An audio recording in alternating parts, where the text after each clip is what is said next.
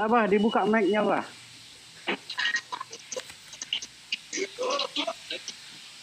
Ini kelebihan saya ini, ngomongnya udah kemana-mana, tapi ternyata di mute. Nah inilah. Makasih. Ya terima kasih. Kopinya Nah, begitu, Pak. Iya. Lah ini makanya kembali kepada judul belajar berpikir adil. Nah, adil itu sendiri adalah menempatkan sesuatu pada tempatnya. Kan gitu maksudnya ke situ. Nah, berpikir adil itu adalah menerjemahkan sesuatu itu ya dengan tidak boleh keluar daripada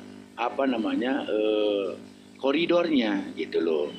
Itu cara berpikir adil. Ya maka saya tadi mengambil ibarat nggak mungkin bisa mencangkul ke sawah kok pakai sendok atau pakai silet, itu namanya nggak adil itu namanya. Nah jangan juga katanya minta contoh tadi mentafsir Quran tuh bagaimana saya. Nah itu namanya nggak adil Pak Agustan. Bukan bagaimana saya. Walaupun itu huda linnas, Quran itu adalah petunjuk bagi manusia lah. Manusia itu secara jamak.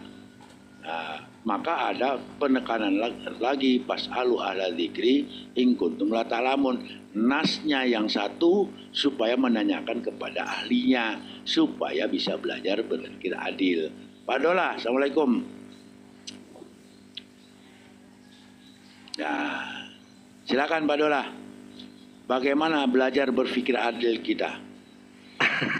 Ya, waalaikumsalam warahmatullahi wabarakatuh. Benar, Pak. Kalau kita nggak ngerti bahasa Arab, tanya sama orang yang ngerti bahasa Arab. Kalau kita nggak ngerti Quran, tanya sama orang yang ahli Quran.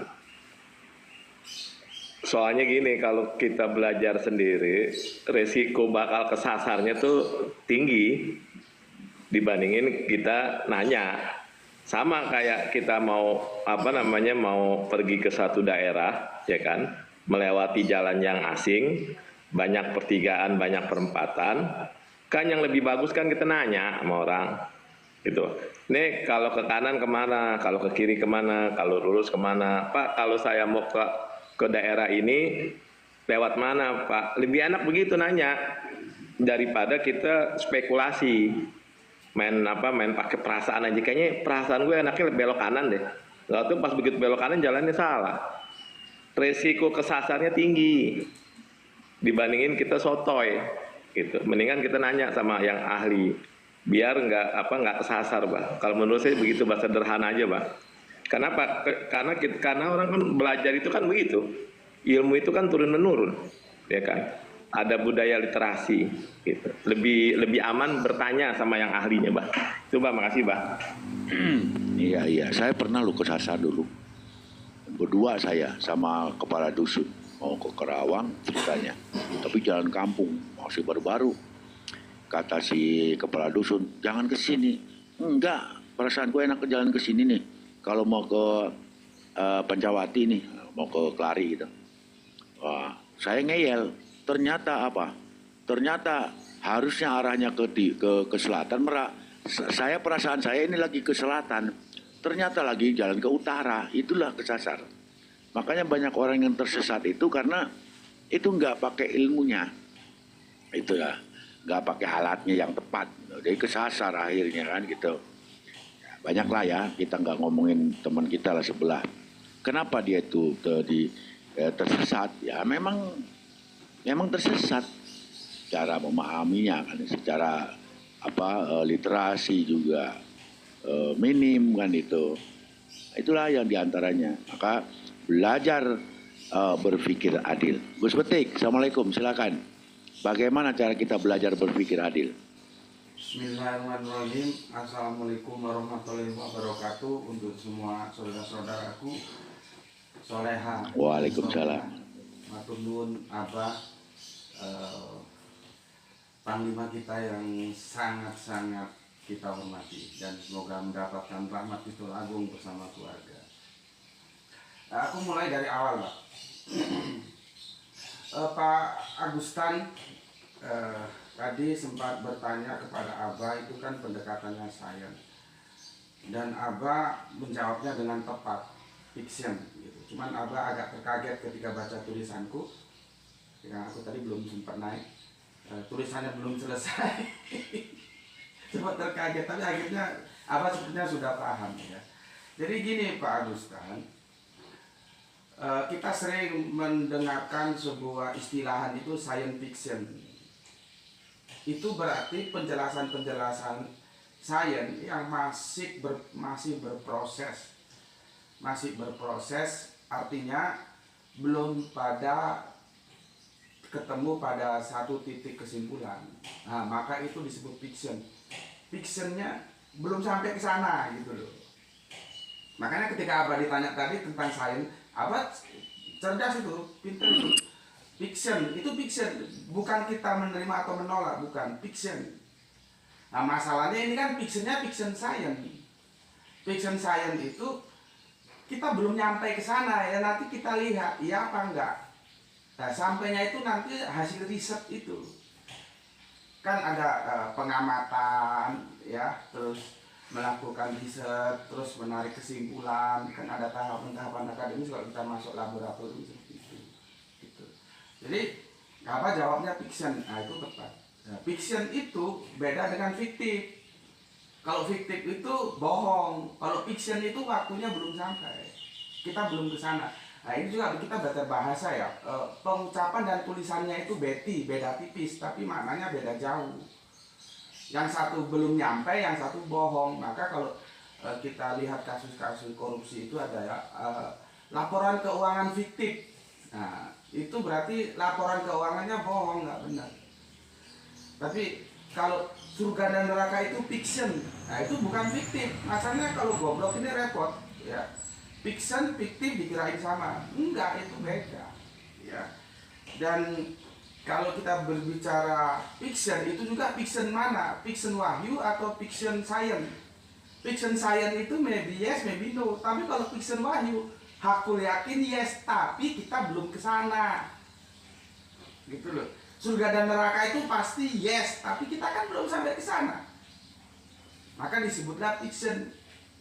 Maka dari itu ketika Kang Mas Rocky itu mau dituntut secara hukum, ketika mengatakan kitab suci itu fiction, dia tenang-tenang saja. Dan akhirnya kan nggak jadi dituntut. Karena apa? Yang mengajukan permohonan tuntutan itu juga geblek, nggak mau tanya dulu apa arti fiction. Karena yang digunakan itu diksinya bukan fiktif. Fiction, waktunya belum nyampe gitu ya. Cuman bedanya kalau sains ya nanti lihat hasil kesimpulan risetnya, maybe yes, maybe no. Kalau wahyu tentunya yes, cuman kan kita belum sampai ke sana, itu aja bedanya. Nah, terus masalah tanya ya, masalah tanya. Kita tanya kepada yang lebih ngerti. Iya, tanya itu harus kepada yang ngerti. Masalahnya ditanya juga kadang-kadang geblek. Ditanyain apa artinya ihdinas siratal mustaqim, jalan yang lurus. Jalan yang lurus mbahmu. Mustaqim itu orang-orang yang istiqomah. Kok jalan yang lurus? Gimana ceritanya, terjemahannya bisa di sana? Jadi kita tanya iya, tapi kita juga harus punya kemampuan dasar untuk mengukur orang itu punya kapasitas dan otoritas untuk kita tanya enggak. Makanya gue kan tetap aja protes. Ihdinas siratal mustaqim itu bukan tunjukilah kami jalan-jalan orang, bukan jalan-jalan yang lurus, tapi tunjukilah kami jalan-jalan orang-orang yang istiqomah, karena itu mustaqim. Kalau syirik musyrik, istiqomah mustaqim. Siapa mustaqim itu? Kita lihat pertama ditempati para nabi, orang-orang soleh, orang-orang yang taat kepada Gusti Allah dan Kanjeng Nabi. Itu kita menapak tilasi, gitu loh. Kita menapak tilasi gitu ya, bukan jalan yang lurus, memangnya jalan Soekarno-Hatta ya. Oke, jadi tanya iya, tapi kita juga harus punya modal gitu ya. Kemudian gue juga tetap tolak, ini namanya taksrib ya, pemecahan kata, bukan tahrib. Tahrib itu perusakan kata. Tahrib itu nanti ada dua, tahrib teks atau tahrib tafsir. Ya, contohnya tahrib teks, ya. Tapi ini dalam konteks terjemahan ya. Babi. Itu asalnya babi. Cuman karena supaya bisa makan babi, ditambahi babi hutan. Nah, jadi yang haram itu babi hutan, babi lain digasak aja. Itu namanya tahrif teks. Ya. Teksnya langsung dirusak. Nanti ada tahrif tafsir. Ehad. Sema'u Israelu Adonai Elohenu Adonai Ehad.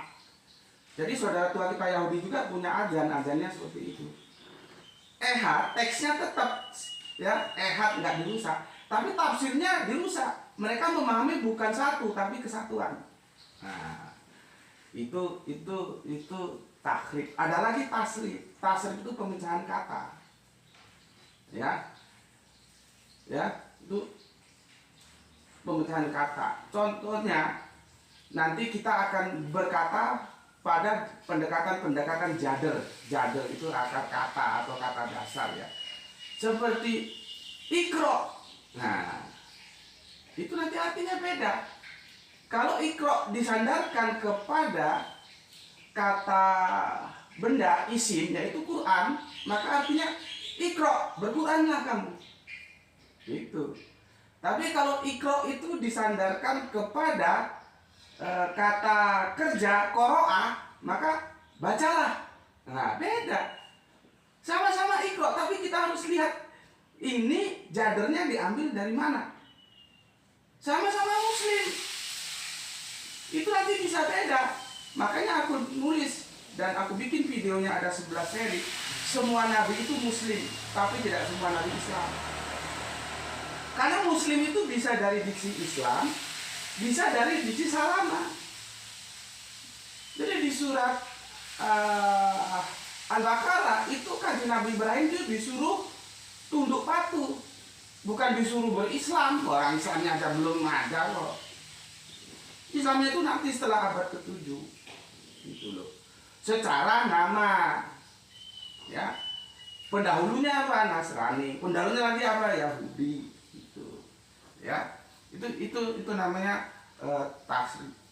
Ya, kembali lagi ke masalah arok. Ya, arok juga begitu. Arok itu melihat apa? Bisa pandangan juga bisa. Kita rapat.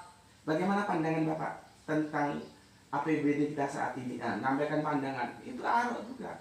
Jadi arok itu bisa melihat dengan mata ini, bisa pandangan, bisa pemikiran, bisa pendapat. Maka ketika arok fil manam itu, aduh gue nggak ngerti. Kata bukan kata ya, ma di depan itu biasanya meskipun tidak selalu itu menunjukkan tempat. Sajadah sujud, masjadah masjid tempat sujud. Ya, darasah madrasah ya tempat menuntut ilmu. Ma itu selalu cenderung meskipun tidak pasti tapi kecenderungannya menunjukkan tempat. Nah ini kok manam diarti tidur itu ya apa? Manam itu tempat tidur, kalau naum itu tidur, gitu loh. Ya, manam kok tidur. Karena otaknya sudah terbingkai dongeng, gitu loh ya. Jadi diterjemahkan melihat dalam tidur, terus diringkas jadi mimpi. Nggak begitu. Lihat, Gus Budi sudah dekonstruksi itu terjemahan. Itu kata majemuk, sulit itu diterjemahkan. Kalau pakai bahasa gue, ya, perenungan masa tuaku. Hai anakku, aku punya perenungan masa tuaku. Bagaimana? Ya, ini pendapatku ini bagaimana pendapatmu? Maka arok menjadi tarok. Aku berpendapat berdasarkan perenungan masa tuaku. Ya. Dakwah ini gimana nih dakwah ini? Siapa pelanjutnya? Bagaimana pendapatmu anakku? Nah, maka Kanjeng Nabi Ismail mengorbankan segala kepentingannya, mengikuti kepentingan bapaknya, melanjutkan perjuangan dakwah. Itu pesannya, bukan belewet dos. Di situ kata leher aja nggak ada, yang ada jabin. Jabin itu apa? Batuk. Makanya aku kemarin hati-hati. Itu kan di request oleh Pak Abdul muluk dari Deli Serdang. Itu sudah aku janjikan 1 tahun yang lalu. Nanti Pak, aku tunggu waktu. Karena ini akan merubah secara total dekonstruksi kita terhadap purba. Kan banyak ustadz-ustadz, kiai-kiai kalau diundang ngisi khotbah sholat Idul Adha selalu baca ayat itu. Nggak nyambung, ayat itu tidak bercerita tentang blewedus. Gitu loh. Nggak ke situ ya. Jadi kita harus cerdas melihatnya ya. Begitu juga nanti ada masalah etimologi dan terminologi. Itu beda. Seperti ahli kitab, etimologinya itu apa? Bisa orang yang menguasai kitab, bisa orang yang mendapat kitab, macam-macam. Itu etimologi begitu. Tapi terminologinya, kalau kita baca Al-Quran ada diksi ahli kitab, itu merujuk orang-orang yang telah mendapat kitab, mendapat wahyu sebelum kita. Yaitu siapa? Para tafsir dan hadis mengatakan Yahudi dan Nasrani. Ya memang fakta historikal begitu. Kan saudara kita Yahudi dulu Torah. Nanti saudara kita berikutnya Nasrani Injil, baru kita Al-Quran. Begitu. Jadi beda, makna terminologi dan etimologi itu bisa beda, Pak Gustan ya. Bahasa-bahasa kamus ya, mau munjid kayak mau siapa kayak, itu bahasa-bahasa yang itu masih baku. Dan aku pun begitu, kalau aku minta artinya apa gitu, aku tanya gitu ya. Biasanya aku kalau konfirmasi kepada Cak Mat, ya aku manggilnya Cak Mat, Ahmad Wahid namanya, beliau subhanallah ya. Karena anaknya kiai ya pantas gitu. Ya. Itu aku selalu minta, dan guru-guru Al-Quran itu tahu. Kalau aku tanya diksi, pasti yang dikasih itu kata aslinya, kata kamusnya. Karena nanti ya, kata kamus itu kan kata etimologi. Nanti terminologinya itu bisa bervarian gitu ya. Nah, seperti kita nih, kalau berdasarkan etimologi kita yang disebut ahli kitab. Karena kan kita menerima kitab Al-Quran itu. Gitu ya. Cuman kalau kita lihat terminologi ahli kitab dan di Al-Quran itu bukan termasuk kita. Karena itu ada progres tagline-nya itu mundur gitu ya. Jadi kalau kita kaji ya bahasa-bahasa itu memang begitu. Nanti ada 2 kiblat bahasa, itu ada Kufah dan Basra. Yang satu memahami secara harafiah, yang satu memahami metafora. Jadi bagaimana memahami tentang apa itu ya? Allah punya tangan, terus wajah Allah. Ya, itu harus harafiah apa harus metafora? Harus kita berkiblat kepada Kufah atau kepada Basra? Ya kita kembalikan ke surat Ali Imran, ada mukamah dan mutasabihat. Artinya dua-duanya dipakai. Nah, disinilah kecerdasan otak kita. Ini mukamah atau mutasabihat? Gue nggak setuju terjemahan ayat itu hanya Allah lah yang tahu. Ya semua juga ngerti Allah yang tahu. Al-Quran itu untuk kita, bukan untuk Allah. Al-Quran itu dari Allah untuk kita. Jadi jangan dikembalikan ke Allah. Gimana sih? Mukamat itu sudah jelas, dia itu biasanya berbicara akidah. Tapi ketika masuk syariah itu biasanya dia mutasabihat. Mutasabihat itu kemarin yang dibilang oleh saudaraku, semoga Allah merahmatimu, Janis apa kemarin, sorry ya. Itu apa? Polisemi. Satu kata punya banyak makna. Nah, gitu. Nah, tergantung makna mana yang mau kita ambil. Itu kecerdasan orang diperlukan gitu ya. Jadi terserah saja Kang Agustan ya, mau memahami dengan cara Anda ya. Tapi gini loh Kang, kata kamus ya itu kan dia baku ya, masih asli. Itu teks, itu nanti akan ditentukan oleh konteks loh artinya. Seperti tadi yang disampaikan Kang Mas Ahmad tadi ya, Masna wasulasa warubaa, itu tidak bisa tidak kalau kita baca konteksnya itu kuantitatif. Itu menyatakan jumlah, nggak bisa nggak, ya. Karena apa? Coba baca ayat-ayatnya, ya. itu menyatakan jumlah. Nanti ditutup, kalau lu nggak bisa satu aja, lu bukan makomnya, kira-kira gitulah kalau bahasa gue. Ya, tapi aku kasih jempol untuk Kang Agustan, tetaplah terus belajar, nggak apa-apa kan? Anda salah nggak apa-apa, karena Anda belajar daripada nggak pernah salah, tapi nggak pernah belajar. Ya, ada masukan dari teman-teman dari apa itu bagus, tapi terserah Anda berhak menentukan sikap. Ya, mau gimana gimana. Oke, terima kasih gitu Pak, makin nuwun. Kami mau. Iya. Waalaikumsalam warahmatullahi wabarakatuh. Nah inilah, jadi bagaimana belajar berpikir adil. Nah itu kan, cara berpikir adil itu gimana? Itu ketika tadi tetap Gus Betik bertahan di Arofil Manam itu adalah apa namanya tadi perenungan masa tua. Padahal jelas di situ di ayat selanjutnya kan gitu kan, itu kan di ayat selanjutnya adalah wa nadainahu ayya Ibrahim.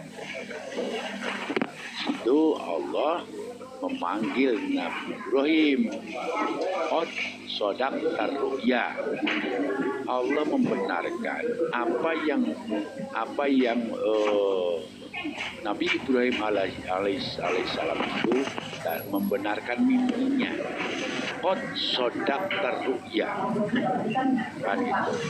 Inna kadzalika najzil muhsinin. Bang Dolah mute dulu, Bang Dolah noise.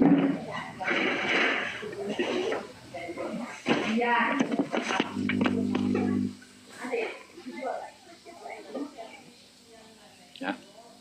Itu, ini cara berpikir adil. Karena apa? Karena di ayat selanjutnya inna hadza lahuwal balaul mubin. Karena perintah atau wahyu yang disampaikan Allah melalui mimpinya Nabi Ibrahim itu dibenarkan oleh Allah, dan inna hadza lahuwal balaul mubin. Ini adalah sesuatu ujian yang sangat besar, yang jelas gitu ya. Jelas-jelas ujian dari Allah. Maka karena kesungguhan dan kepasrahan Nabi Ibrahim alaihissalam, maka wa badainahu bidibhin azim, dan Allah menggantikannya, menebusnya dengan sesembelihan yang agung, maksudnya yang lebih mulia. Maksudnya kemuliaan manusia itu yaitu ketika menjalankan yaitu kurban kepada Allah Subhanahu wa taala, kan gitu. Nah, kenapa disebut kurban lagi? Kan gitu, nanti beda lagi nanti. Nah, sedangkan kurban itu akar katanya juga qoroba yakribu kurbanan. Nah, qoroba yakrobu kurbanan. Qoroba, akal katanya mendekatkan diri. Kan itu. Jadi ternyata cara berpikir adil itu juga susah sekali ya. Karena apa? Cenderung membenarkan diri sendiri. Nah ini yang salah nih, ini tidak adil nantinya. Kan gitu.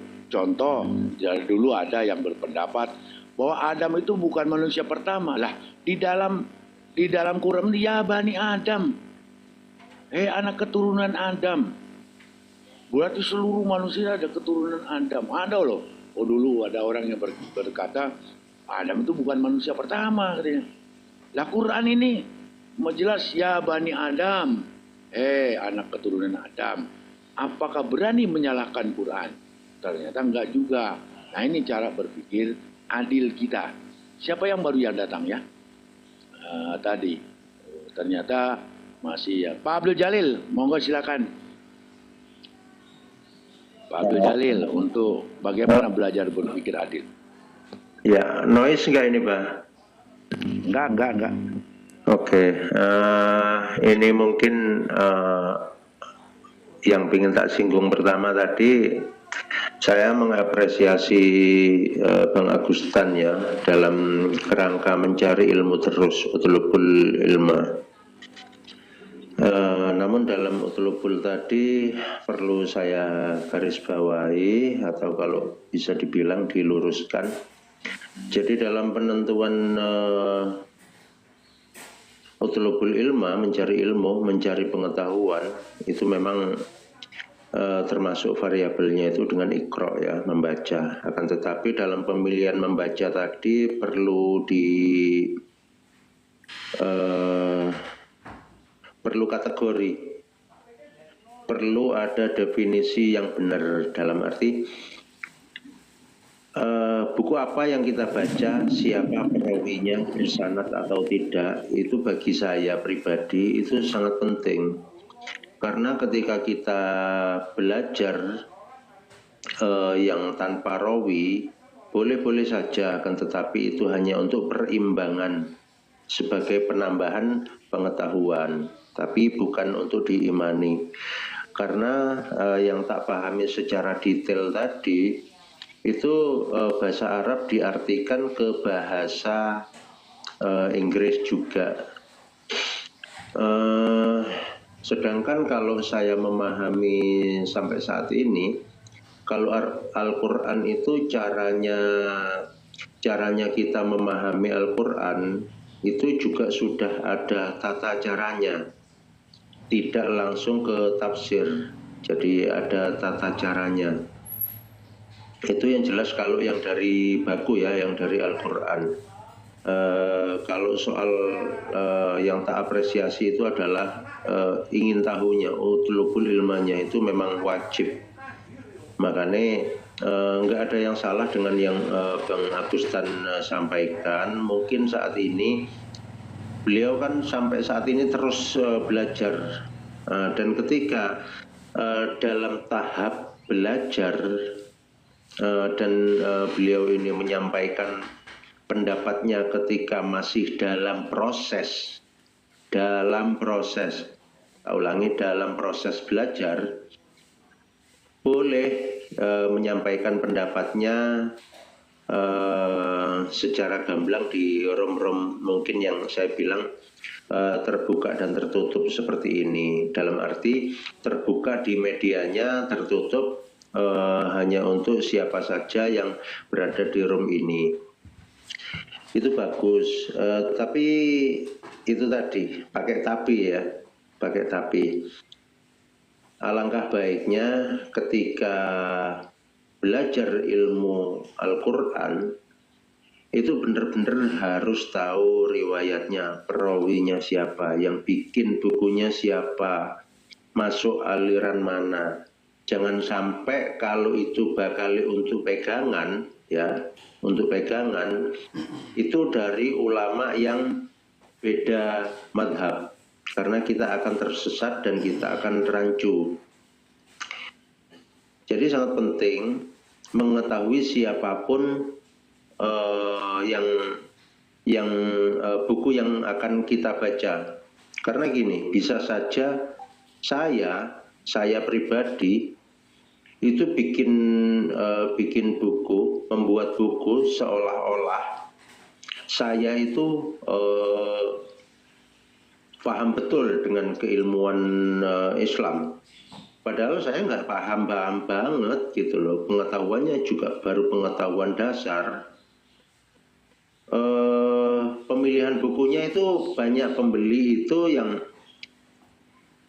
tertuju pada banyaknya yang terjual atau yang lagi populer gitu. Padahal kepopuleran buku saya ini bukan berdasarkan ilmu, tapi berdasarkan dari murahnya dibanding buku-buku yang lain. Jadi dalam pemilihan buku ini untuk belajar memahami Al-Quran yang bahasa baku ya, kalau yang lain silahkan. Tapi kalau Al-Quran itu harus benar-benar kita teliti lagi supaya kita itu tidak rancu. Kalau hanya sebagai acuan bolehlah, tapi kalau untuk penafsiran final itu saya kira kurang bijak. Terus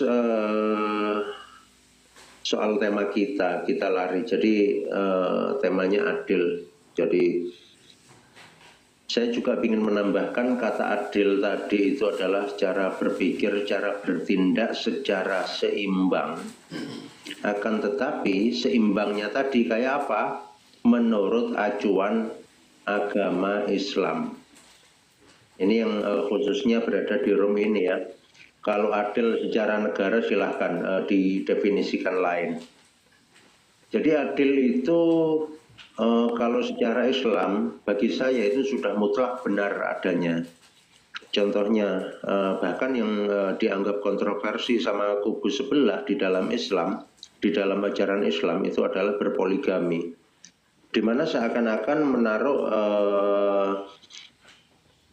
seorang laki-laki itu sebagai penjahat kelamin, dan yang dieksplor itu adalah wanita, itu berbanding berbalik dengan tujuan poligami tersebut. Karena kalau ditilik dan ditelisik, itu insya Allah Al-Quran nggak akan ada salahnya.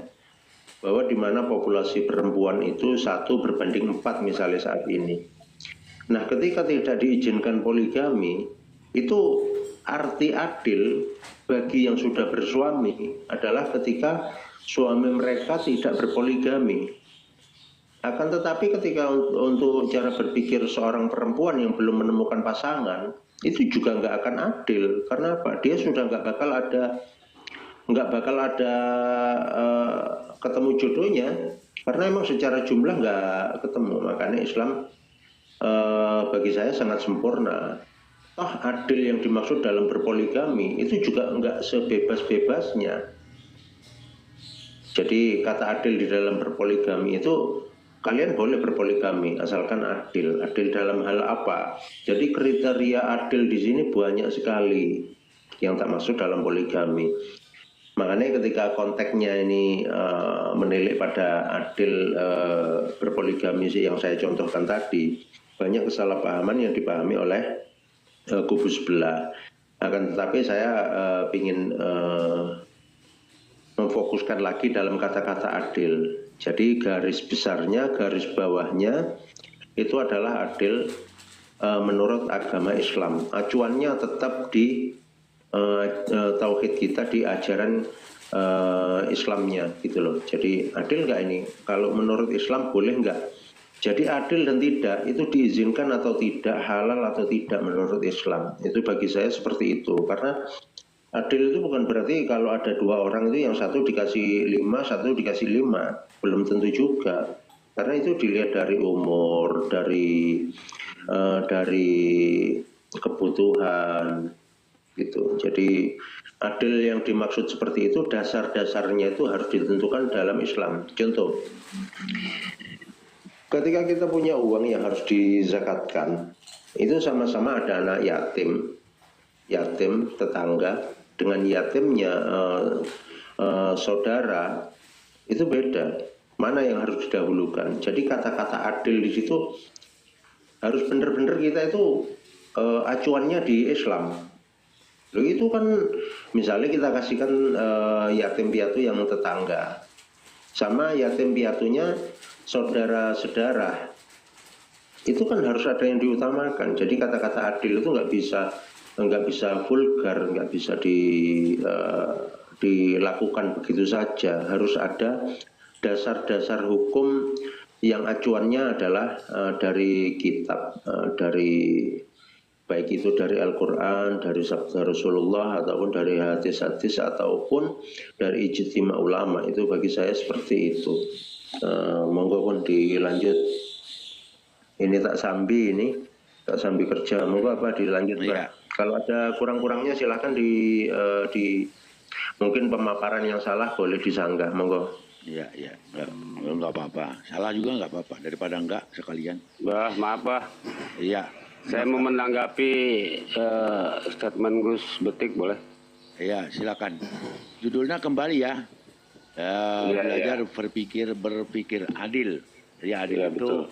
dalam berpikir, dalam berkomunikasi, dalam apa saja ada keadilan di situ, dan itu diantara keadilan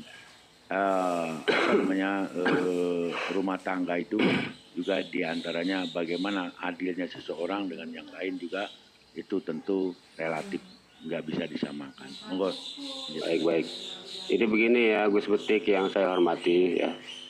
Saya ingin menjawab statement Anda nih dengan surat As-Saffat dari ayat 105 sampai 108 ya. Saya bacakan ya artinya ya, terjemahannya. Surat As-Saffat ayat 105, artinya sesungguhnya kamu, maksudnya kamu di sini Ibrahim ya, sesungguhnya kamu telah membenarkan mimpi itu. Sesungguhnya demikianlah kami memberi balasan kepada orang-orang yang berbuat baik. Terus ayat 106-nya, sesungguhnya ini benar-benar suatu ujian yang nyata, ya kan? Inna haza lahuwal balaul mubin, ya kan? Terus 107-nya, saya sampai 108 nih. 107-nya, dan kami tebus anak itu dengan seekor sembelihan yang besar, bizibihin azim, ya kan? Terus 108-nya, kami abadikan untuk Ibrahim itu dalam kurung pujian yang baik di kalangan orang-orang yang datang kemudian. Nah, maksud saya begini, Gus. Gus Betik kan mengatakan bahwa melihat dalam ru'ya itu kan mengatakan, Gus Betik mengatakan penglihatan dia, maksudnya dia berpikir siapa yang akan menggantikan beliau sebagai penerus kenabian misalnya kan. Pemahaman Gus Betik kan begitu. Sekarang saya tanya ke Anda, dari surat As-Saffat ayat 108 ini kan jelas-jelas di terjemahnya, kami 107 ya, 107. Dan kami tebus anak itu dengan seekor sembelihan yang besar, bizibihin azim, kan? Nah, sekarang saya tanya, korelasi sembelihan yang besar ini ya dengan pemikiran Ibrahim terhadap siapakah penerus beliau nanti, itu apa korelasinya? Silakan Gus dijawab. Kita diskusi santai aja Gus ya. Silakan Gus Betik. Tafadhol. Bismillahirrahmanirrahim. Sampean itu mau tanya sama saya nggak bayar syaratnya. Bayar dulu syaratnya. Kirim koin. Oh, kopi ya Gus. Besok deh saya isi koin dulu Gus. Saya belum siap nih koin, maaf. Kopi campur es apa kopi panas Gus? Hah? Bukan kopi, koin. Nggak mau kopi gue. Gue kopi sudah dikasih sama. Oh, baik. Nanti saya beli dulu koinnya Gus. Sabar Gus ya, besok lah insya Allah ya. Terima kasih atas Iya. apa ya? Silakan Gus. Komentarnya. Tentu aku nggak bisa memberikan jawaban yang tuntas ya. Kalau mau tuntas silahkan masuk ke channel YouTube Subanditi Sukoco. Di sana ada berapa seri? 3 atau 4 seri tentang surat As-Saffat sudah aku bahas di sana dan sudah aku dekonstruksi terjemahannya. Terlepas mau setuju nggak ada masalah, setuju juga nggak ada masalah, gitu ya. Aku coba mengomentari dulu apa yang disampaikan Abah ya. Bahwa belajar berpikir adil itu bagus, dan adil itu adalah menempatkan sesuatu pada tempatnya. Kita setuju di situ, kita setuju. Tapi jangan mengatakan orang yang punya pemikiran beda dengan kita itu tidak adil, karena nanti di situ terjadi klaim kebenaran lah. Nah, dalam tataran akademis klaim kebenaran itu boleh, tetapi dia harus menghormati kebenaran yang ditawarkan oleh orang lain, gitu kan. Dalam akademis itu, jadi nggak boleh kita ngomong orang yang beda pemikiran dengan kita itu nggak adil, atau dia mau membela pendapatnya sendiri. Lah, yang ngomong dia mau membela pendapatnya sendiri, dia tidak sadar dia juga sedang membela pendapatnya dia sendiri. Nah, gitu, ya. Makanya tugas kita yang harus kita lakukan adalah, ayo sama-sama kita bareng-bareng melakukan yang apa namanya expand, ya, expand terhadap pengetahuan kita, banyak belajar supaya diskusi-diskusi itu menjadi sesuatu yang indah untuk kita lakukan. Diskusi itu bisa dikatakan ya, kawan diskusi itu bisa dikatakan kawan, sahabat, bisa dikatakan juga lawan. Jadi sebetulnya lawan diskusi itu adalah sahabat kita berpikir, gitu, ya. Jadi biasa-biasa aja. Beda biasa. Makanya gue nggak setuju beda. Lu belum belajar ini. Lah kalau nggak belajar ngapain? Kenapa gue bisa ngomong? Kan begitu. Jadi beda itu biasa. Orang mazhab aja beda-beda kok. Dan Imam Maliki kan nggak pernah mengatakan, lu belum belajar Imam Syafi'i. Kan ya nggak begitu. Biasa-biasa saja. Nah, oke. Nanti Ustadz Osi ya, silakan lihat di channel YouTube-nya Gus Beti ya di sana. Ini ya, yang dimaksud ayat ini karena bahasanya bahasa apa ya, nggak bisa diterjemahkan teks per teks, nggak bisa ya. Aku kasih garis besarnya saja ya. Bapak Ibrahim itu mendapat putra saja sudah usia lanjut. Baru kemudian ya lanjut juga ketika sudah punya putra Ismail. Nah, Bapak Ibrahim kan itu mendapat tugas dakwah dari Gusti Allah Agung. Ya, siapa yang melanjutkan dakwahku ini? Maka tidak bisa tidak berdasarkan perenungan di masa tuaku. Aku punya pendapat perenungan di masa tuaku. Itu kan sulit aku menerjemahkan Arok fil Manam itu sulit. Karena itu nggak bisa dipenggal-penggal. Arok fil Manam itu adalah perenungan masa tuaku. Aku berpendapat, bagaimana pendapatmu nak? Gitu loh. Tentang asbahuka itu jangan dilihat terus lehernya digorok gitu. Yang disembelih itu bukan lehernya. Yang disembelih itu keinginan. Anakku Grahito, ya, dia itu punya kemauan. Aku juga punya kemauan. Kemarin aku tawarkan, nak, kenapa kamu ngambil hukum? Gitu, ya. Karena mauku dia ambil eksak seperti bapaknya.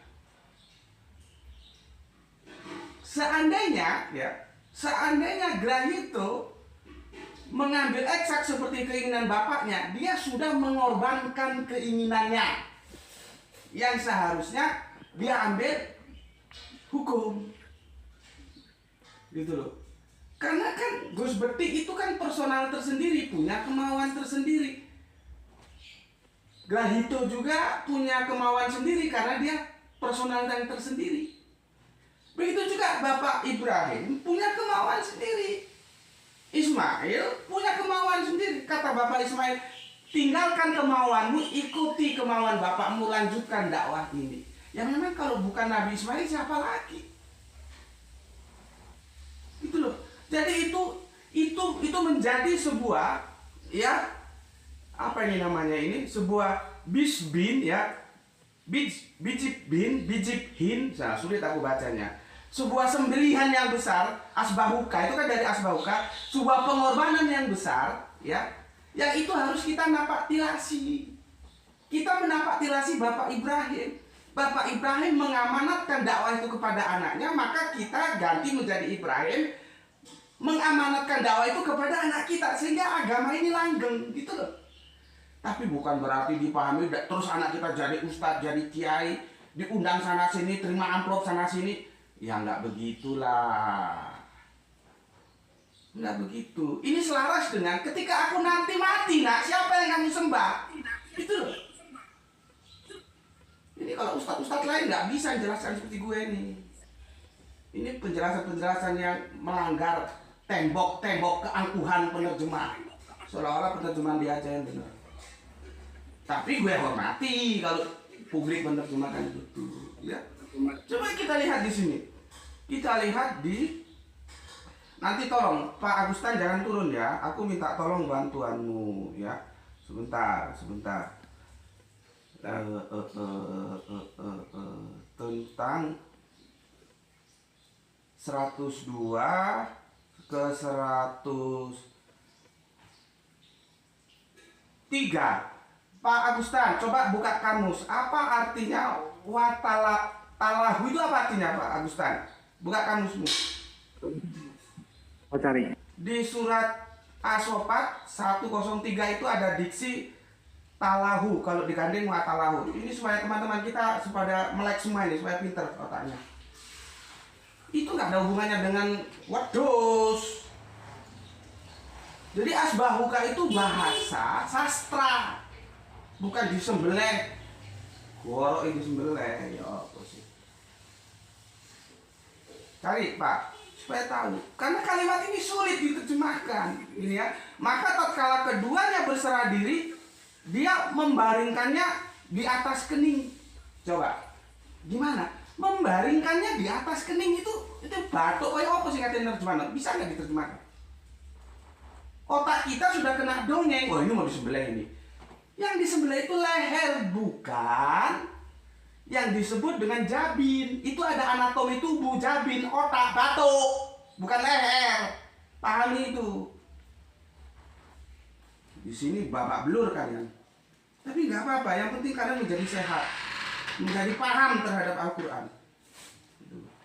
Nanti mau diterima mau ditolak nggak ada masalah. Sudah ketemu Pak Dora? Sorry Pak Dora, sorry. Kang Ustaz sudah ketemu. Apa itu artinya talahu? Ya nanti dicek lagi nih watalahu, kalau di sini belum. Nanti saya cek lagi. Ya. Jadi talahu itu, ya itu gimana ya? Gunung, ada itu ngalami polisemi. Bisa gunung, bisa tempat yang agak tinggi, bisa macam-macam itu talahu. Terus gimana ngartikannya? Kan sempit, kan sulit, bukan membaringkan. Jadi gini loh ya. Ketika sudah ada kesetujuan, mereka sudah sama-sama berserah diri. Ini pendapatku, bagaimana pendapatmu? Lakukanlah. Nah, mereka sudah sama-sama setuju. Bapak Ibrahim itu memeluk anaknya. Tentunya posisinya Bapak Ibrahim karena dia mau merangkul anaknya itu lebih tinggi. Itu atalahu. Lebih tinggi, anaknya sedikit merundukkan dirinya supaya jabin, supaya keningnya bisa dikecup oleh bapaknya. Itu namanya lambang persetujuan dalam antropologis budaya Arab. Ngerti gue? Aku punya anak, nak ikuti kemauan bapakmu. Aku punya kemauan gini-gini Pak. Tolong berkorbanlah untuk bapak. Tinggalkan kemauanmu, ikuti kemauan bapak. Iya Pak, maka aku peluk. Ketika aku mau meluk itu posisiku harus lebih tinggi dari gerak itu. Karena aku mau mengecup keningnya. Jabin itu kening, bukan disembelih. Aduh, kacau ini. Kacau. Makanya gue bilang, belajar Al-Quran itu perlu bahasa Arab. Tapi tidak cukup. Dia perlu logika kalimat kemana dia akan mengarah. Sudah ketemu Kang Agustan? Ternyata memang harus digali lagi banyak. Kalau di sini belum, tapi memang bisa akan digali lagi. Ini susah memang. Pak Agustan nemunya itu ya kan? Ya ini nemunya ternyata sulit ini. Membaringkan. Kenapa pembaringan jadi talahu? Kan bingung sendiri nantinya akhirnya. Itu ketidakadilan itu namanya. Mbak, izin dikit ya, Mbak. Silakan, ayo. Aku tuntaskan sedikit aja. Jadi, aku sebenarnya bukan tanya kepada Pak Agustan, aku mengkonfirmasi.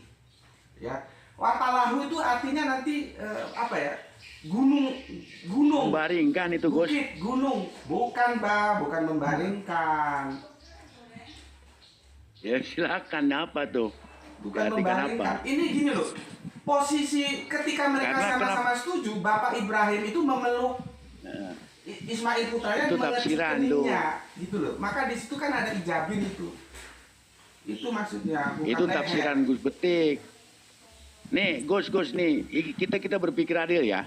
Watalahu di sini yaitu dan Nabi Ibrahim membaringkannya.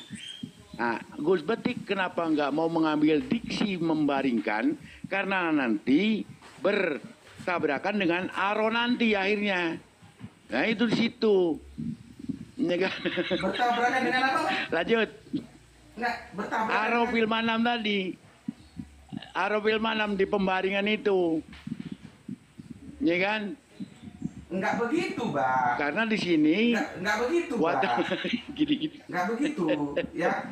Lanjut. Ini gini loh, Bang. Ini kalau kita kalau kita sinetronkan ya, inilah asiknya Al-Qur'annya. Tapi nggak apa-apa, Abah tetap pada terjemahan mainstream nggak apa-apa ya. Kalau nanti sebelum ke Mas Prof ya, sebentar Mas Prof ya. Kalau kita sinetronkan gini loh. Bapak Ibrahim punya pendapat, disampaikanlah pendapat itu kepada putranya Ismail. Jadi bagus kalau di Al-Qur'an itu nggak main tipu-tipu. Kalau di kitab Kejadian kan itu tipu-tipu karena Ishak nggak tahu mau diapain dia dibawa ke Bukit Moria. Dia nggak tahu kalau mau dikorbankan. Ya, kalau di Al-Quran itu terbuka ya, diajak diskusi gitu loh. Aku punya pendapat, nak. Bagaimana pendapatmu? Oh, kalau itu memang perintah Allah, lakukanlah Pak. Nah, mereka sama-sama pasrah. Ketika mereka sudah setuju di ayat 103 itu, Bapak Ibrahim itu memeluk putranya untuk mengecup keningnya. Maka karena posisi itu berdiri, ya, maka Bapak Ibrahim harus lebih tinggi. Maka watalahu itu gunung gitu loh. Bukit, bukan bukit seperti aduh sulit banget aku menjelaskannya. Tapi kira-kira begitulah. Monggo Kang Rob. Makasih. Izin ya Pak ya. Gini Pak. Ini sekali lagi ini asumsi ya, bukan sedang menafsir Quran atau sedang mensarah hadis ya. Tapi asumsi saya berusaha menerawang ke era Nabi. Ngeles pengen selamat itu. Jadi gini Pak, saya tuh menerawang ke zaman Nabi Ibrahim alaihissalam. Apakah peristiwa yang sedang kita diskusikan ini peristiwa publik atau peristiwa yang sebenarnya privasi keluarga Nabi Ibrahim alaihissalam gitu kan? Jadi sebenarnya masyarakat tuh nggak ada yang tahu, malah saya pikir ya.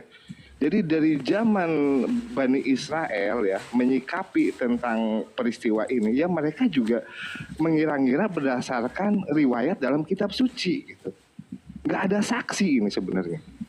Selain keluarga Nabi Ibrahim, Nabi Ibrahim dan Nabi Ismail saja. Jadi semua mengira-ngira informasi ini gitu kan. Apakah informasi ini benar-benar peristiwa itu letterlock atau sebenarnya sedang dalam kiasan? Karena kalau dari awal pun Nabi Ibrahim itu sangat mengharapkan generasi penerus yang bisa melanjutkan dakwah. Ketika dia memohon dikaruniai anak yang soleh kan, itu dalam doanya seperti itu. Dia memohon itu gitu kan. Dan pemahaman yang lazim, saya menyebutnya yang lazim ya, bukan pemahaman yang sudah pasti benar ya, tapi pemahaman yang lazim. Saya melihat ada satu semacam kolaborasi antara pemaknaan informasi yang ada dalam Al-Quran dengan cerita-cerita dari publik yang beredar gitu di Bani Israel ya, dengan kisah-kisah di Israel sendiri gitu kan. Padahal Bani Israel sendiri buta sebenarnya tentang informasi ini karena nggak ada yang menyaksikan. Ini sebenarnya peristiwa privasi keluarga Nabi Ibrahim dan Nabi Ismail saja. Tidak dipublikasi oleh Nabi Ibrahim sendiri.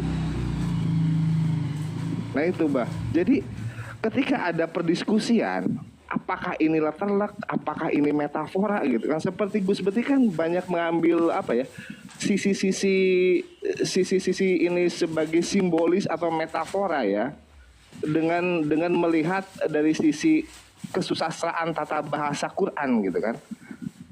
Tapi bukan berarti juga sedang mau menyalahkan sedang mau menyalahkan pemahaman lazim. Seperti itu. Tapi saya lihat secara adil asumsi saya begini. Mau yang mainstream ataupun yang anti mainstream melahirkan pemahaman-pemahaman yang berbeda sehingga didiskusikan. Selama semua pihak itu memang dalam koridor yang amanah gitu, dan nanti berefek semakin cinta terhadap Quran, semakin cinta kepada Rasulnya, semakin cinta kepada Allah gitu ya. Saya acungi jempol, semuanya top bagi saya gitu. Makasih Mbak. Iya. Ya silakan. Saya mau Pak Dola dulu, Mbak, ya. Nanti Pak Dola dulu katanya, Pak Dola dulu. Oke. Pak Dola lalu Pak Ngosi, monggo silakan. Ya, makasih Pak. Tema Abah belajar berpikir adil ya. Kalau adil, kalau secara bebas diartikan itu menempatkan sesuatu pada tempatnya gitu. Sebenarnya kalau dalam konteks berpikir itu adil itu artinya objektif Pak. Jangan gara-gara kita nggak suka, kan ada di surat Al-Maidah ayat 8-nya. Janganlah kebencianmu terhadap suatu kaum membuat kamu tidak bisa berlaku adil. Berlaku adil lah, karena adil itu lebih dekat dengan takwa. Artinya jangan gara-gara kita nggak suka sama seseorang, jadi apapun yang keluar dari mulut dia, kita tolak semuanya. Gitu. Walaupun ada yang benar. Gitu. Jadi kalau memang benar, ya harus kita terima. Walaupun dari orang yang kita tidak sukai. Itu yang dimaksud berpikir adil dalam versi berpikir, harus objektif gitu. Nah, saya jadi ingat ini omongannya Gus Baha, kata Gus Baha begini, beragama itu harus bersanad. Nggak bisa kita beragama tanpa bersanad. Karena memang logikanya, orang yang datang duluan itu lebih mengetahui daripada orang yang datang belakangan. Nggak mungkin orang yang datang belakangan jauh lebih mengetahui daripada orang yang datang duluan. Itu nggak mungkin. Nggak masuk akal itu. Kenapa? Karena apalagi jarak antara, apalagi di sini ada waktu yang teramat jauh kan. 1500 itu kan jauh, waktu yang teramat jauh, yang lumayan lama, 1500 tahun. Nggak mungkin pemahaman kita itu lebih bagus dari pemahaman sahabat, dari pemahaman salafus soleh, dari pemahaman tabi'in, tabi'ut tabi'in. Nggak mungkin, nggak masuk akal. Jadi benar yang dikatakan Gus Baha bahwa beragama itu harus bersanad. Prinsip-prinsip itu untuk ajaran yang sifatnya prinsip gitu. Nggak mungkin kita berinovasi lalu kita pemahaman kita, ilmu kita mengalahkan ilmu sahabat. Itu goblok semua itu sahabat. Nggak mungkin, nggak masuk akal. Itu mendekati sakit kalau menurut saya orang yang punya berpikiran kayak begitu. Beragama tuh harus bersanad, benar kata Gus Baha. Hal-hal yang menyangkut peristiwa ribuan tahun yang lalu, kita nggak mungkin tahu, karena dulu orang-orang dulu itu nggak punya kemampuan mendokumentasikan sejarah secara baik, nggak ada jejak digital. Pasti informasi itu kita dapatkan dari Nabi, cerita tentang Nabi Adam, tentang Nabi Ibrahim, ya kan? Yang akurat itu ya dari Nabi. Kalau nggak dari Nabi kita nggak tahu. Kalaupun kita tahu dari misalnya sumbernya dari yang lain, ya itu juga belum teruji kebenarannya. Gitu. Jadi berpikir saya tuh nggak percaya sama orang yang selalu menyalahkan banyak orang. Lu goblok semuanya, cuma gue doang yang bener. Lu siapa? Lu Nabi? Bukan. Lu Rasul? Bukan. Ngapain? Kenapa gue jadi merasa terintimidasi? Iya, kok belajar ilmu harus dengan cara terintimidasi, gitu Makasih Iya. Terima kasih Pak Dola. Kembali kepada judul kita ya, yang belajar berpikir adil, dan ini wilayahnya tentu berbeda ya. Gini, jadi parameter dulu dan sekarang juga itu mana bidangnya ketika kita harus adil ya.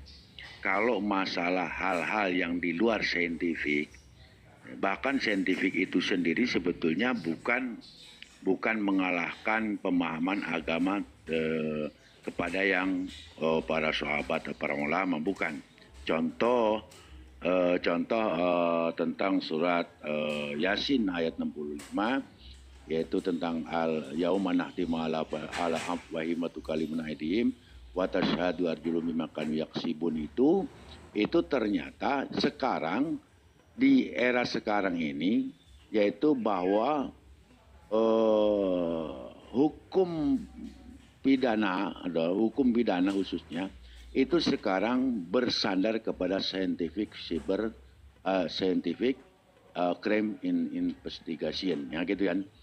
Jadi bukan kita menemukan ini penemu, ini bukan, tapi pendukung menerjemahkan tentang al-yauma nahtimu ala afwahihim kalimuna aydihim wa tashhadu arjuluhum bima kanu yaksibun, ternyata itu adanya di masalah keadilan. Memang surat Yasin di ayat 65 ini menerangkan tentang hukum peradilan nanti di yaumil hisab. Tapi ternyata di era sekarang bahwa untuk menjelaskan kejadian perkara itu tentu itu tidak mengandalkan pengakuan si pelaku. tentang lokus dan tempusnya. Itu yang sekarang sedang sedang viral oleh para ahli hukum. Bukan ahli hukum ini penemu itu, bukan juga. Nah, gitu kan. Tapi memang ada kesesuaian bahwa Al-Quran ini memang tidak atau akan tetap berlaku di segala zaman. Siapapun yang melakukan itu. Dan penemuan-penemuan itu dalam rangka bukan menafsirkan Al-Quran, tapi memang itu mendukung bahwa Al-Quran mengkonfirmasi dirinya bahwa dia adalah wahyu Allah Subhanahu wa taala. Mau Pak Osi? Baik, oke, terima kasih, Bah. Begini ya, Gus Betik ya, yang saya hormati. Saya tekankan ke ini deh, ke surat As-Saffat ayat 1-nya ya. Saya bacakan artinya aja. Kami abadikan untuk Ibrahim itu dalam kurung ujian yang baik, tutup kurung ya, di kalangan orang-orang yang datang kemudian. Nah, pertanyaan saya selanjutnya, oke, baik, saya mencoba memahami alur logika dari pemahaman Gus Betik yang mengatakan Arafil Manam itu, Gus Betik mengatakan bahwa Nabi Ibrahim alaihissalam itu berpikir tentang siapakah orang yang akan menjadi pemegang tongkat estafet kenabian, apakah Ismail atau Ishak. Ya oke, saya akan mencoba menyelusuri alam logika Gus Betik ya. Jadi kalau kita lihat ayat 108 ini, saya tarik ke praktek di lapangan. Ini kan seperti kita ketahui, setiap tahun kan umat Islam ini kan melakukan kurban, ya, menyisihkan sebagian hartanya untuk membeli hewan kurban, entah apakah itu domba, kambing, sapi, dan diserahkan kepada panitia korban untuk disembelih dan laginya dibagikan dan seterusnya. Nah, pertanyaan saya selanjutnya, lalu kalau Gus Betik itu memahami Arafil Manam itu sebagai, dia berpikir sebagai siapakah penerus ke tongkat kenabian beliau. Pak Dola tolong di-mute dulu Pak. Pak Dola. Nah, kalau Gus Betik mengatakan Arafil Manam itu adalah Ibrahim alaihissalam berpikir siapakah penerus tongkat kenabian beliau. Lalu bagaimana, dari mana umat Islam itu landasannya melakukan kurban hewan tiap tahunnya itu pada hari raya Idul Adha? Kalau bukan dari surat As-Saffat ini, dari ayat 100 sampai 108. Kalau mau lengkap ya sampai 112. Ya kan? Saya fokus ke 108 aja deh, ayat 108. Kalau Gus Betik mengatakan itu, lalu bagaimana dengan umat Islam yang melakukan korban hewan tiap tahunnya itu pada hari-hari Idul Adha? Kalau ternyata Gus Betik memaknai arti dari Arafil Manam itu adalah pemikiran beliau tentang siapakah yang akan meneruskan program dakwah beliau. Lalu hubungannya dengan umat Islam melakukan kurban hewan itu apa? Itu maksud saya tadi, korelasi yang saya tanyakan. Itu loh Gus. Jadi kalau Arafil Manam itu diartikan Ibrahim berpikir siapa penerus beliau dalam melakukan dakwah, lalu kayaknya nggak nyambung dengan apa yang dilakukan oleh umat Islam setiap tahunnya, yaitu melakukan korban hewan. Itu loh Gus. Jadi ada gap di sini, ada gap jurang pemisah yang dalam antara praktek melakukan kurban hewan dengan pemikiran Ibrahim terhadap siapa sebagai penerus tongkat estafet kenabian. Bagaimana Gus Betik menjawab gap yang dalam ini Gus? Silakan Gus. Gus Betik, setelah saya cari, watalahu itu artinya menunjukkan tanda-tanda. Itu artinya. Apa lagi? Apa tuh? Ya, watalahu. Watalahu itu apa artinya menurut itu? Menunjukkan tanda-tanda. Nah, salah lagi malah itu. Dalil hasabin itu terkait dengan menunjukkan tanda-tanda rasa kepasrahan, rasa-rasa ketakutan. Ada rasa takutnya juga di situ. Betul artinya. Salah tuh. Ya, silakan. Ya di akar katanya aja itu kan salah ya. Jatluhu. Silakan lanjut. Ya tolong ditanggapi dulu Gus Petik, silakan Gus Tafadhol. Oke, terima kasih. Tapi sayangnya kalian ini miskin-miskin semua aku tengok dari sini. Tidak ada pun yang kasih koin. Kalian miskin semua, tapi nggak apa-apa. Aku kasih ilmu yang sangat bermanfaat ini. Semoga iman kalian. Iya, belum beli Gus, besok deh Gus, insya Allah. Karena ini pendebat kasir ini, bukan pendebat kusir.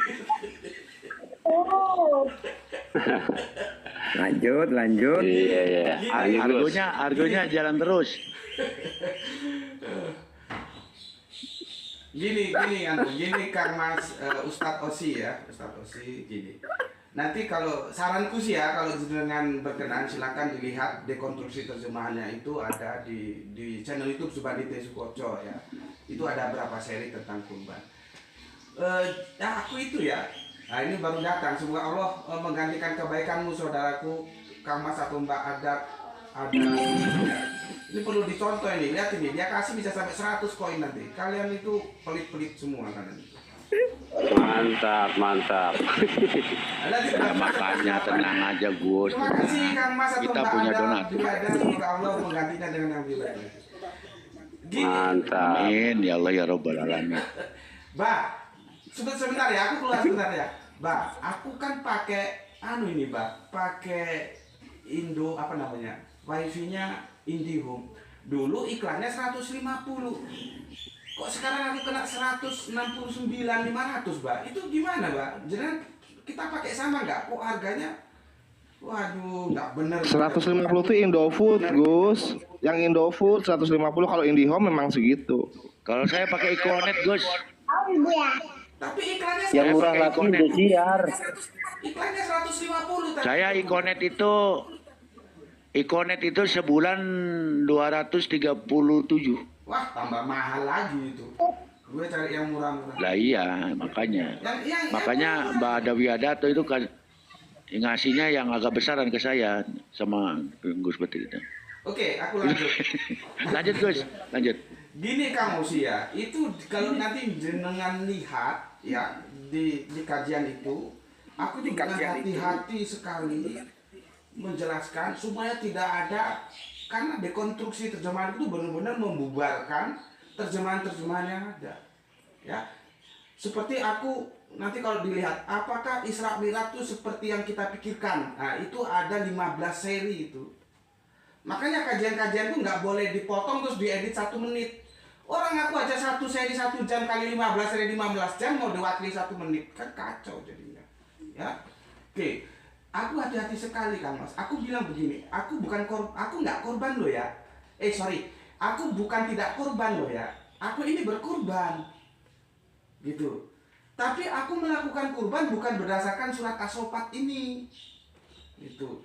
Dan kan gini, alhamdulillah almarhum bapak ibu ketika wafat di Sumatera sana kan meninggalkan ada beberapa ekor kambing ya, dan itu dipelihara orang. Aku ngomong sama orangnya, aku nggak mau tahu hasilnya berapa, terserah. Yang penting atur bagaimana supaya tiap Idul Adha bisa korban, gitu aja. Aku perintahkan gitu. Ya sudah, terserah dia atur bagaimana. Ya, nah itu warisan dari almarhum bapak Mamak, semoga Allah merahmati hidup panjangnya ya. Aku korban. Dan itu aku jelaskan hati-hati, karena jangan sampai nanti ada fitnah yang masuk, Gus Bentik ya anti korban. Jangan sampai seperti itu. Maka aku tekankan hidup, aku ini berkorban, bukan tidak berkorban. Tetapi pemahaman kurban yang aku bangun tidak berdasarkan surat As-Sofat. Lalu seperti yang ditanyakan dengan pertanyaan yang sangat indah oleh Kang Mas Osi, dari mana? Ya dari mana lagi? Kan Nabi kita meninggalkan 2 pusaka mulia untuk kita. Ya dari hadis kan, gitu loh, dari hadis. Makanya kan aku selalu, aku kan ya, kalau boleh aku tinggalkan, tapi kan nggak etika gitu loh. Aku kalau dengar sholat Idul Adha, dengar khotbah Idul Adha itu kalau boleh itu tak tinggalkan tuh yang khotbah itu kan. Khotbah itu goblok gitu, nggak ngerti. Kalau gue ngomong goblok, jahil, itu jahil. Tadi jangan dibilang kasar ya. Karena begini, mereka bilang ketika ya kan dengan berapi-api itu Ustaz itu ya, ketika masih senang-senangnya punya anak bayi, tiba-tiba disuruh menyembelih. Terus dia mengutip surat As-Saffat. Kan nggak connect, karena di surat As-Saffat itu Kanjeng Nabi Ismail sudah akil balik. Buktinya apa? Dia diajak diskusi. Aku berpendapat, Aro, bagaimana pendapatmu Taro? Itu nggak mungkin itu bayi diajak diskusi gitu loh. Ini makanya kan nggak mungkin ya, gue yang sudah bermain ya, katakanlah bermain di kalkulus, di matematika modern, terus gue dengerin anak yang baru 1 tambah 1 1, 2 tambah 2 4 gitu. Kapan dia gue tinggalin? Cuman kan ya menjaga etika itu aja, dari gue diem aja tuh dengar. Padahal badan gue, lu goblok. jadi gitu Kang Mas Osi ya. Dari mana? Dari hadis. Ya nanti bisa dilihat hadisnya kan banyak itu. Oke, begitu. Terus ini seperti benar tadi ya yang disampaikan oleh Pak Kiai siapa tadi itu di bawah itu, Pak Kiai Abu Hasim atau siapa? Ya, juga yang disampaikan Kang Dola. Aku nggak pernah ngikutin Gus Baha. Ya. Aku tidak pernah ngikutin Gus Baha secara utuh, nggak. Paling karena dia nggak ada waktunya. Kalau Gus Baha bilang yang dicuplik oleh Kang Dola tadi bahwa beragama itu harus bersanad, iya. Tapi apanya yang harus bersanad? Yang bersanad itu adalah historikal, sejarahnya. Bukan pendapat. Pendapat itu pemikiran. Pemikiran itu menembus ruang dan waktu. Mungkin bisa di-mute ya.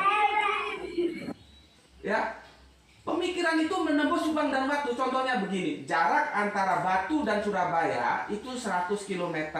Kalau gue naik mobil dengan kecepatan 50 km, maka berapa jam yang gue tempuh? Itu bisa dihitung. Nggak harus gue ke Surabaya dulu gitu. Nggak harus. Itu namanya pendapat. Pendapat itu menembus ruang dan waktu. Ya. Maksudnya kalau kita harus bersanad, ya apanya yang harus bersanad? Bukan pendapatnya. Yang harus bersanad itu adalah historikalnya. Makanya gue bilang, lu, gue, kita semua harus ya menghormati ulama. Karena apa? Jasa beliau itu menyampaikan berita tentang Islam, Al-Quran, Kanjeng Nabi, Allah kepada kita. Tapi kalau soal harus sependapat, nih. Sahabat Umar, sahabat Abu Bakar aja beda pendapatnya. Itu ring satu itu langsung kepada Kanjeng Nabi, pendapatnya beda-beda. Contohnya tentang apa? Tentang Qiyamul Lail aja beda-beda. Ada yang satu sebelum tidur, ada yang satu sesudah tidur. Itu contoh yang paling gampang karena ada nanti penjelasan tapi agak ribet jelaskannya. Ya, itu. Jadi kalau harus bersanad, iya, apanya? Historikalnya, bukan pendapatnya, itu yang pertama. Karena dibantah oleh Pak Abu Hasim tadi. Nah kalau beragama itu bersanad, nah ngapain kita juga berpikir? Sudah ikuti aja apa yang ada, gitu loh ya. Ikuti aja apa yang ada, nggak usah. Tapi kan perintahnya di Al-Quran, apakah kamu nggak mikir? Lu mikir dong. Karena kan gue sudah bilang, kalaupun awalnya kita menjadi Islam kebetulan, berusahalah setelah dewasa dengan belajar mengaji pakai otak menjadi Islam betulan. Nah untuk menjadi Islam betulan tuh pas pakai otak nggak pakai dengkul, gitu loh. Makanya kita anak-anak kita ayo kita suruh ngaji Al-Quran, sejarah Kanjeng Nabi, gitu. Itu supaya otaknya jalan. Karena Al-Quran sudah mengenas, kau dilahirkan dari perut ibumu dalam keadaan tidak tahu apa-apa. Lalu Allah memberikan penglihatan, pendengaran dan kolok. Nah, itu instrumen alat untuk kita bisa cerdas. Lewat apa? Studi, pendidikan. Tanpa pendidikan nggak bisa. Lah Kanjeng Nabi aja nggak ngerti apa-apa kok. Akhirnya ngerti Al-Quran setelah melakukan pendidikan di Gua Hira. Gurunya siapa? Malaikat Jibril yang diutus oleh Allah. Itu pendidikan. Yang awalnya belajar kepada Jibril. Setelah tamat di wisuda menjadi Rasul, dia menjadi pengajar kita. Nggak mungkin tiba-tiba terus ngajar orang belum studi. Studi dulu. Dalam studi itu pertarungan gospel fikir itu diperlukan. Gitu ya. Nah terus pendapat. Kalau yang dulu mesti Peter, yang dulu mesti benar, yang dulu mesti benar. belum tentu Kang Dola. Mana Kang Dola sudah turun. Ya, gue kasih contoh. Kapan? Nah, gue gini, gue mengkritik Ibnu Katsir, tapi kalau gue mengkritisi, gue memberikan solusi. Nah, pada konteks ini, gue sependapat dengan Ibnu Katsir. Bukan gue niru atau bersanad kepada Ibnu Katsir, enggak. Gue berpendapat terhadap Ibnu Katsir bahwa yang dikorbankan itu adalah Ismail, bukan Ishak. Ya. Sebentar, ada gangguan teknis gue nih. Sebentar ya. Sebentar. Oke, tes. Masih dengar, Pak? Tes. Dengar Gus. Dengar. Oke. Jelas kok. Oke, dengar. Gini ya, dalam hal ini gue sependapat dengan Ibnu Katsir. Bukan gue bersanad mengikuti pendapatnya Ibnu Katsir, ngapain juga.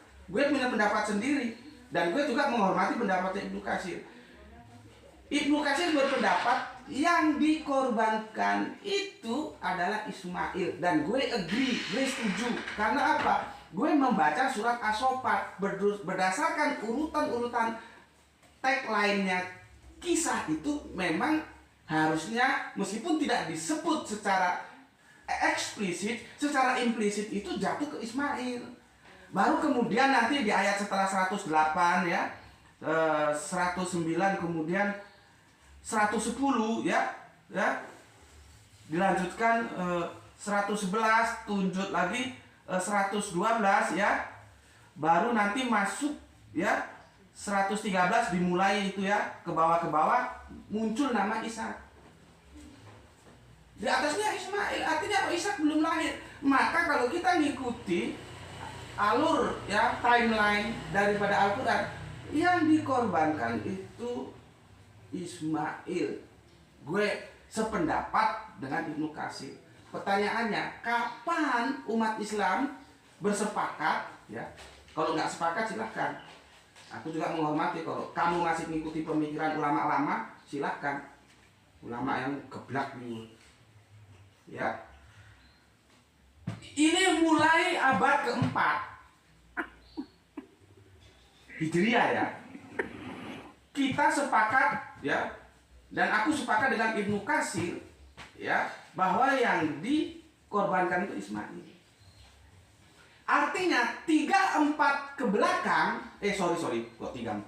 3 abad ke belakang itu ulama itu, gua lupa namanya siapa, nanti tolong kalian carilah. Itu yang dikorbankan itu Ishak loh. Dari sini kita tahu, apakah yang lama, yang terdahulu pasti benar? Enggak. Karena kebenaran itu tidak diukur lama dan baru. Karena itu pemikiran, dia menembus ruang dan waktu.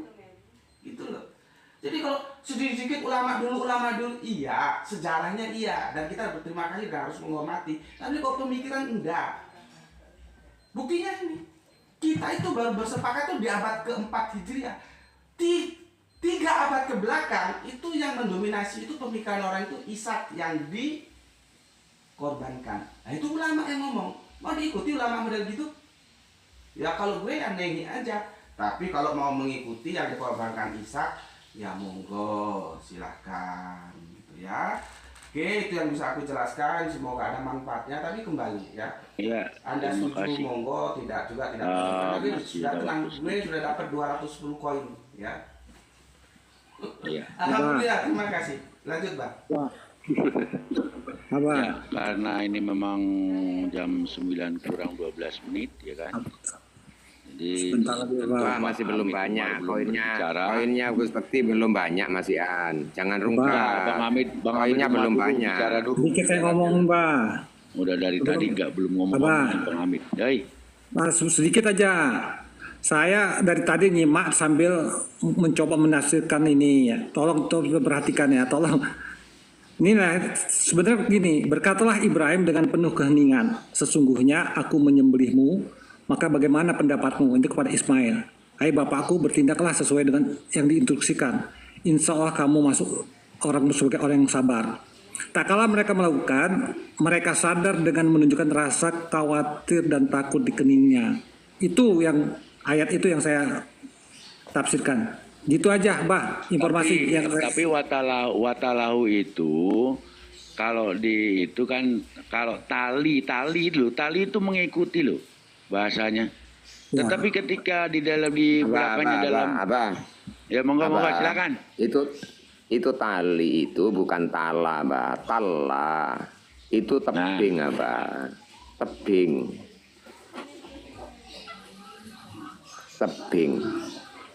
Iya, tebing itu nggak harus selalu gunung kan? Loh, itu posisinya kan di situ. Tebing itu kan kemiringan. Apa sudah terkontaminasi Gus Bekti ya? Jangan gitu, namanya nggak adil juga sampean itu. Panen apa saiki ya? Pagi-pagi gini. Tunggu nanti tak belikan paus. Gitu. Khusus untuk Gus Bekti paus. Iya. Kalau saya apa? Ya silakan Pak Paul Hamid sebelum ditutup. Ya itu aja. Di situ kalau saya kan mengartikan maknanya saja. Talla itu tallahu lil jabin ya. Salama aslama wa tallahu lil jabin. Nah ini kan ya. Aslama tatkala sudah pasrah ya, aslama menyerahkan dirinya, watallahu lil jabin, dan nyampe di gunung apa? Pas kepasrahan itu di sini saja lokasinya. Lebih enak. Artinya apa? Prosesnya itu kan tadi digoda semuanya oleh setan. Itu proses itu watallahum ya. Nah, iya proses. Proses setelah sudah selesai, sudah mendapatkan godaan dari setan yang banyak, kemudian diabadikan menjadi jumroh, ya, disitulah posisinya. Itu loh, makanya di situ ada Jabal Kurban, ada Gunung Penyembelian. Itu harus melewati 3 bukit itu yang disebut Ula, Wusto, Aqobah. Nah itu kronologinya seperti itu, Abah. Itu kan masalahnya kan perjalanan sejarah. Kalau Gus Bekti mengartikan itu dari versi lain, saya tidak tahu itu versi dari mana gitu loh. Ini kan bebas-bebas saja Gus Bekti mengatakan apa. Yang penting paus gitu loh. Kalau mau ditutup apa? Ya, Abah. Iya. Kalau saya gitu aja, Pak ya. Ya. Jadi tadi mereka sadar dengan menunjukkan rasa khawatir dan takut. Dan itu terlihat di keningnya di situ. Itu maksudnya. Silakan aja. Kalau saya cuma yang penting gini, maka kembali ke judul itu belajar berpikir adil. Kalau Arpendi, ayo aja beli mong aku mau mong. Mak, tundak ini mak. Menurut saya sih siapapun yang punya pemahaman dan dia tidak sungkan masuk ke ranah diskusi, tukar pikiran, itu orang-orang adil dalam berpikir gitu.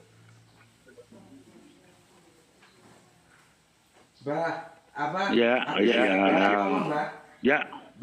minta tolong ya. Kan bahasa Jawa, aku punya temannya temanku gitu ya. Dia orang Betawi tapi bisa bahasa Jawa. Ini orang Betawi loh yang ngomong, dia bilang, saya itu kok lebih enak memahami Al-Quran lewat terjemahan bahasa Jawa ya. Gitu. Ini bukan Jawa minded loh ya, diterima ditolak nggak apa-apa silakan.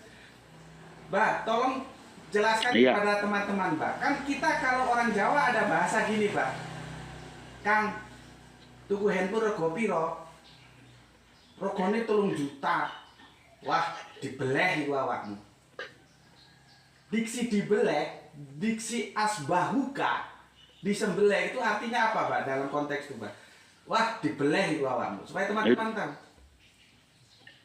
Maksudnya dicurangi, maksudnya kalau dibeleh dia. Aku ingin disembelih kalau temanmu sendiri lah.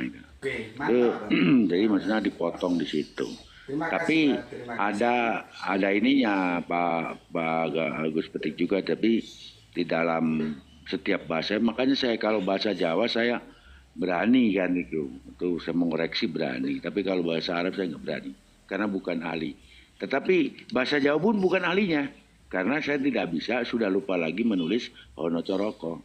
Karena ahli bahasa Jawa itu tentu harus bisa menulis tulisan Jawa, lalu mengolah, nganggit bahasa itu harus bisa, nanti bisa disebut ahli bahasa Jawa.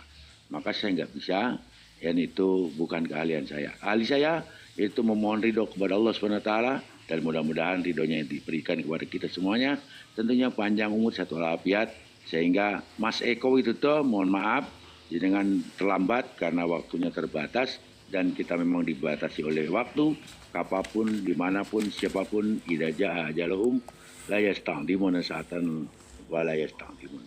Wallahu a'lam bishawab. Usikum bi nafsi wa nafsi bi taqwallah. Subhanallah wa bihamdihi, subhanallah wa bihamdika, asyhadu an la ilaha illa anta, astaghfiruka wa atubu ilaik. Assalamualaikum warahmatullahi wabarakatuh. Waalaikumsalam warahmatullahi wabarakatuh. Terima kasih semuanya.